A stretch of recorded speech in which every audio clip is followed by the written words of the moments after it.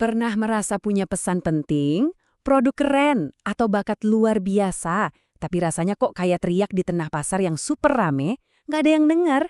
Nah tenang, Anda nggak sendirian. Kali ini kita bakal bongkar strategi jitu dari bukunya Brandon Kane, One Million Followers. Kita cari tahu gimana caranya menembus semua kebisingan itu dan membangun audiens yang benar-benar peduli. Oke, kita mulai dari akarnya dulu ya. Kutipan dari jurnalis legendaris Katie Couric ini, wah kena banget. Ini pas banget menggambarkan frustrasi yang mungkin kita semua rasakan. Masalahnya bukan karena konten Anda jelek loh, tapi karena panggungnya itu sendiri udah terlalu sesak. Persoalannya, cara-cara yang biasa kita pakai, kayak posting tiap hari sambil berharap jadi viral, seringnya malah bikin kita mentok, iya kan? Coba deh kita lihat bedanya. Nah, ini dia nih bedanya. Kebanyakan dari kita kan pakai cara umum. Ya udah lempar aja konten terus-terusan, berharap ada satu yang nyangkut. Hasilnya seringnya sih frustrasi. Tapi ada cara strategis. Cara ini pakai sistem, pakai pengujian, biar pertumbuhannya itu bisa diprediksi, bukan untung-untungan. Terus gimana cara kerjanya? Ini bukan sekedar taktik baru ya. Ini soal perubahan pola pikir secara total yang menempatkan Anda, sekali lagi, Anda sebagai pemegang kendali penuh. Ini dia jantung dari sistemnya, siklus 3 langkah yang kelihatannya simpel tapi dampaknya luar biasa. Pertama, Anda bikin hipotesis, kira-kira audiens bakal suka apa ya? Terus, langsung diuji, tapi dengan cara yang cepat dan murah. Nah, dari data yang masuk, Anda bisa langsung berbelok arah. Kalau berhasil, investasikan lebih banyak. Kalau gagal, ya udah, coba ide baru. Intinya adalah belajar secepat mungkin. Ingat ya, tujuannya itu bukan kesempurnaan, tapi kecepatan. Jadi, daripada menghabiskan waktu berbulan-bulan dan uang banyak buat bikin satu mahakarya, mending Anda bikin banyak bukti konsep yang biayanya rendah. Tujuannya cuma satu, cari tahu secepat mungkin ide ini layak diterusin atau enggak. Oke, sistem tadi itu bakal bekerja paling efektif kalau diterapkan ke konten yang memang dirancang untuk satu hal penting. Gampang dibagikan. Kenapa? Karena kalau orang lain yang menyebarkan pesan Anda, pertumbuhan Anda bisa jadi eksponensial, meledak. Biar kebayang seberapa pentingnya ini, coba deh pikirin angka ini. 60 miliar.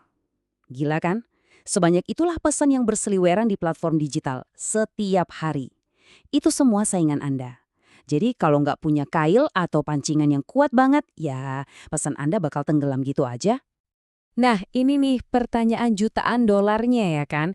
Yuk kita bedah bareng-bareng apa sih yang sebenarnya bikin sebuah konten itu kayak punya magnet yang bikin orang nggak tahan buat nggak nge-share. Menurut Kane, konten yang paling gampang viral itu selalu punya 3 hal.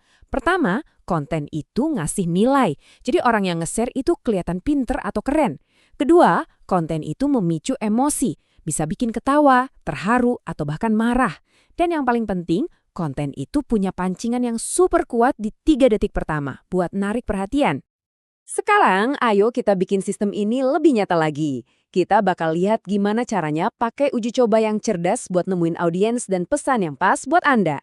Bukan lagi pakai tebak-tebakan, tapi pakai data. Inilah kekuatan utamanya.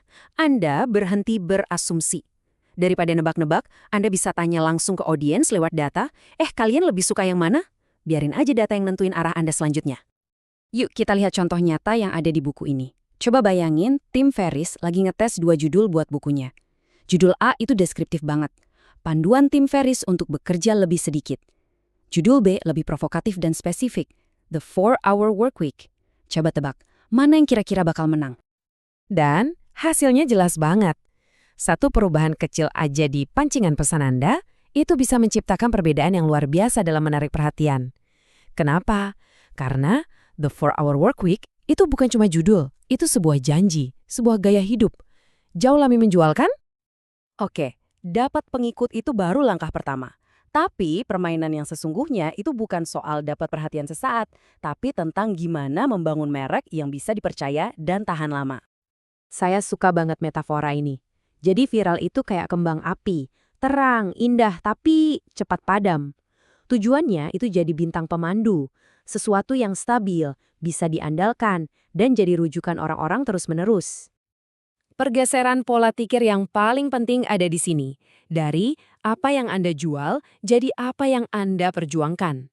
Anda bukan lagi sekedar jualan celana yoga, Anda adalah merek yang memperjuangkan gaya hidup sehat. Itu adalah misi yang jauh lebih besar dan pastinya lebih menarik. Saat orang-orang sudah terhubung dengan siapa Anda, dengan nilai dan misi Anda, mereka bukan cuma jadi pengikut, mereka jadi pendukung setia. Nah, inilah yang menciptakan kepercayaan dan loyalitas jangka panjang, jauh setelah klik pertama mereka. Jadi setelah kita bedah semuanya, kita kembali ke pertanyaan yang paling mendasar. Buku ini dimulai dengan keyakinan bahwa kita semua punya anugerah. Sekarang, Anda sudah punya kerangkanya. Pertanyaannya adalah, apa rencana Anda untuk membagikan anugerah Anda itu ke seluruh dunia?